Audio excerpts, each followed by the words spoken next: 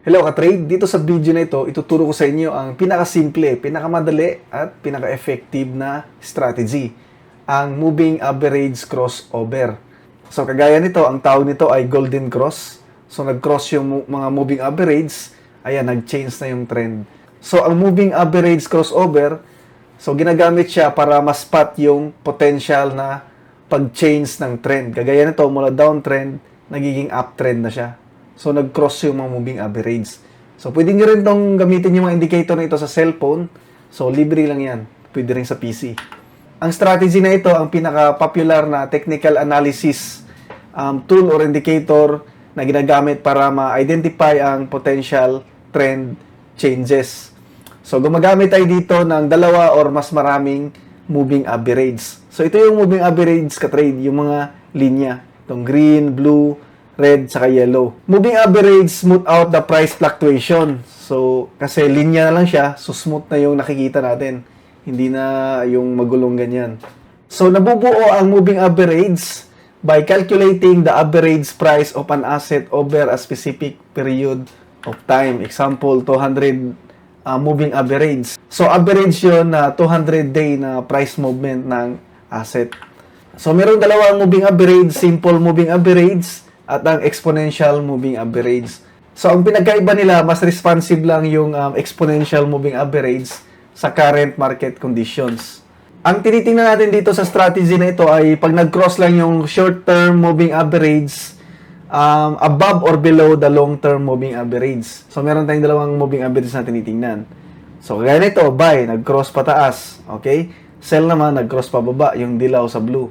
Buy, nag-cross yung dilaw pataas sa blue. So, ito ang pinaka-common moving average combination. Okay? So, ang mga trader ay gumagamit ng 50-day and 200-day moving average. Ito yung popular para sa long-term trend analysis. Para naman sa short-term, ang ginagamit ay 10-day moving average at 20-day moving average. Ayan. For short-term trading. So, paano gamitin ang moving average crossover kapag magbabay tayo or merong buy signal? Okay? So, the short-term moving average, yun yung 20 at saka 10, okay, crosses above the longer-term moving average doon sa 50 or 200 natin. It indicates a potential uptrend. Okay? So, this is often referred to as a golden cross. Golden cross yung tawag. So, kagaya nito, meron tayong apat na moving average na nilagay. Simple moving average 200, green, 50 yung blue, 20 yung red. Yung short-term moving average natin, exponential yung ginamit natin. Kaya EMA, exponential moving average. Yung SMA, simple moving average. Yellow yung 10. Okay?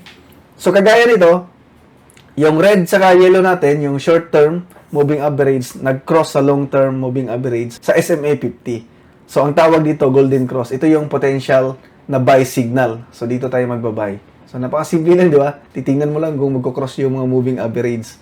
Okay? So, yun na yun. Ayan, nakuha niya yung trend, uptrend. So, pwedeng sa SMA 50 lang mag-cross, lalo na sa lower time frame.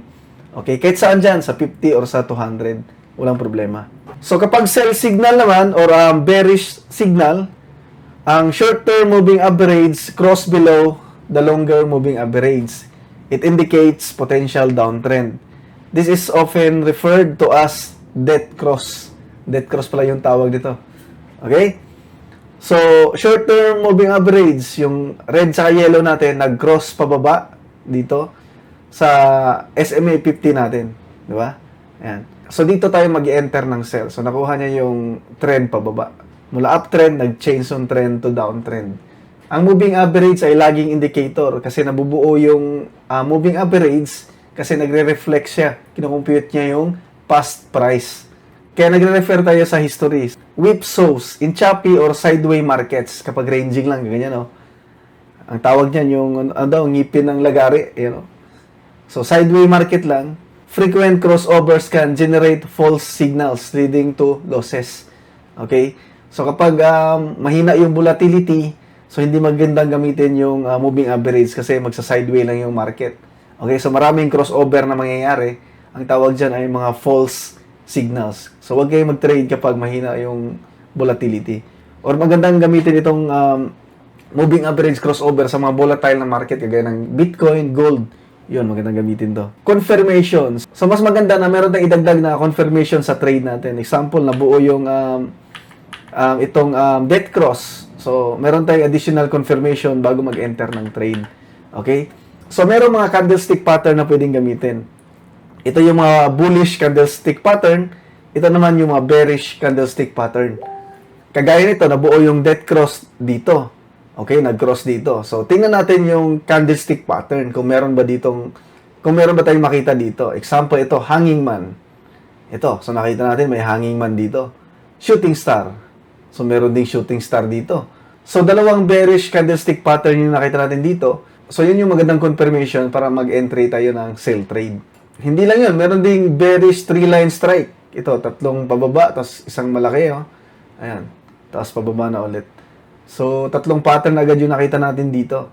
So, magandang entry to. So, kailangan nyo pa rin ng risk management dito kasi hindi naman laging tama yung binibigay na signal dito. Okay? So, dapat meron din kayong stop loss. Okay? Tapos, yung lot sizing niyo dapat tama yung lot size niyo para hindi naman naka-all-in yung trades niyo. Mga 1%, 2%, 5% ng risk per trade. Yun, pwede na yun. Ka-trade, sali kayo sa private Telegram group chat ko. Ayan. So, dito, pwede kayo mag-chat sa mga traders din. Ayan, dito sa Gold Signals, nagsisend ng mga signals sa mga trader tungkol sa gold. So, masaya dito kasi lahat nagsisend ng mga idea nila. Meron din tayo dito ng copy trading. Kung gusto nyo mag-copy trade, mga tutorial, meron din dito. So, i-message nyo lang ako sa Facebook. Ito yung Facebook ko, merong blue check. Kung gusto nyo rin masabayan yung trade ko, meron tayong libreng copy trading gamit lang yung cellphone ninyo. So, galing sa MT4 account ko, ilalagin ninyo, kukopyahin nyo lang yung trade sa MT5 ninyo. So, napadali lang para makita nyo rin kung saan ako nagbabuy, saan ako nagsisell. Okay? Punta lang kayo sa website ko, meron dong tutorial paano mag-copy trade. O ilagay ko yung link sa baba sa description. So, yun lang ka-trade. Maraming salamat.